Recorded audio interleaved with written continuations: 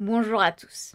Dans cette vidéo un peu spéciale, j'ai décidé de vous raconter mon histoire, de mes débuts au titre de grand maître du jeu d'échecs.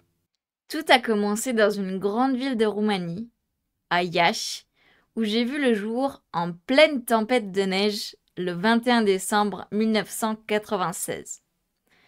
Ma maman me raconte souvent l'histoire de notre vieille Volkswagen qui a décidé de nous lâcher pile à ce moment-là et comment ils ont dû aller à l'hôpital, ma maman et mon papa, tant bien que mal, en taxi, alors que la neige leur arrivait jusqu'aux genoux. J'ai appris à jouer très jeune, à 5 ans. Avec la plasticité du cerveau, il paraît que plus on apprend jeune, plus on est susceptible d'être bon. Mais ce n'est pas tout de commencer jeune. Il faut surtout que les parents soient très investis dans l'éducation de leurs enfants. Et les miens, qu'est-ce qu'ils étaient investis. Avec une mère prof de maths et un père prof d'échecs, j'étais finalement un peu prédestinée à jouer à ce jeu. J'ai vite gagné mon premier titre national à l'âge de 8 ans dans la catégorie moins de 10 ans. Puis, on a déménagé en France quand j'ai eu 9 ans. Je ne parlais pas un mot de français, mais mes parents voulaient que je sois la meilleure partout.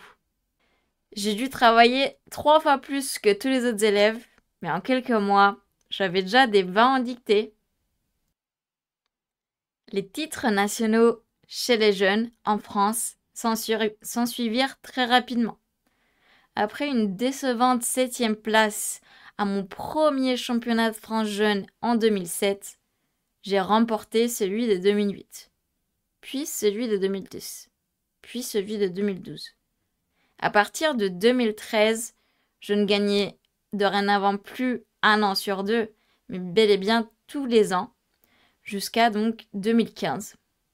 Ce qui me fait un joli total de 6 titres de championne de France dans les catégories jeunes. En parallèle, j'ai eu le bac, mention très bien.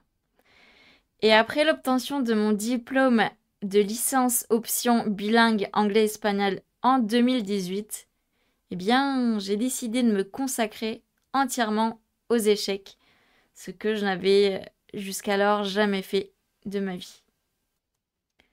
Après de multiples sélections en équipe de France adulte cette fois, la pandémie a frappé à nos portes.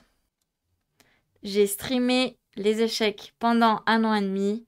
J'ai même été ambassadrice de l'une des toutes meilleures teams e-sports de France, à savoir la team Vitality, pendant 1 an. Mais hélas, l'inévitable arriva. Je suis tombée en dépression, comme malheureusement beaucoup de gens à cette période. Il faut me comprendre. Passer d'une destination de tournoi différente chaque semaine à rester enfermée chez soi H24 en se sentant complètement impuissante, ce n'est pas évident à gérer. On ajoute à ça quelques traumas personnels et là, ça fait un cocktail explosif. Pourtant, je m'en suis sortie. L'année 2022 a été la meilleure année de ma carrière, du moins jusqu'en juillet 2022.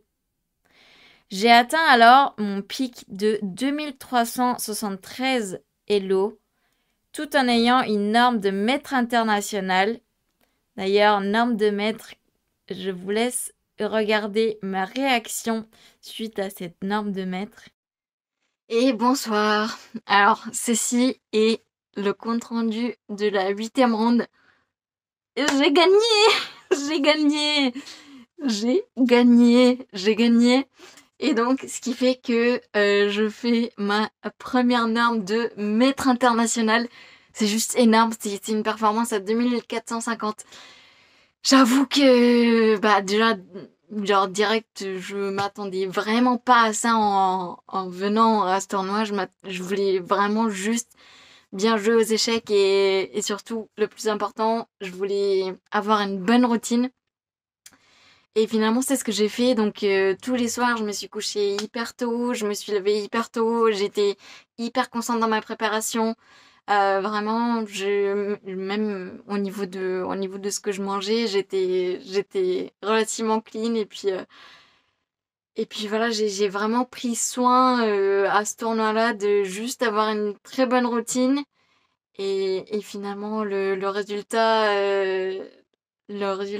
s'en est suivi. Donc, je suis tellement, tellement heureuse. Et c'est un grand soulagement.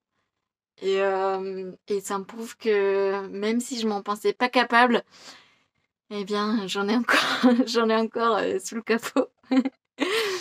Donc, ouais, je suis très heureuse. Je pense que ça se voit. 2 mois plus tard, j'avais mon titre de grand maître féminin en poche et une entrée dans le top 100 mondial. Mais voilà, la vie est faite de hauts et de bas et la dépression n'était jamais très loin.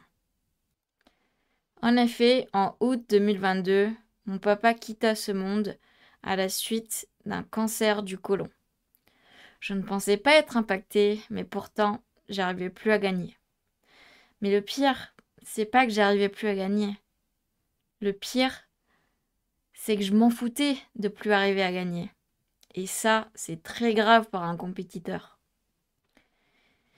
Et je buvais beaucoup pour oublier ma misérable existence. Et maintenant, eh bien, je fais des vidéos et je donne des cours. Chaque jour est une bataille, surtout face aux addictions. Mais je suis sûre que mon comeback sur le devant de la scène n'est plus très loin.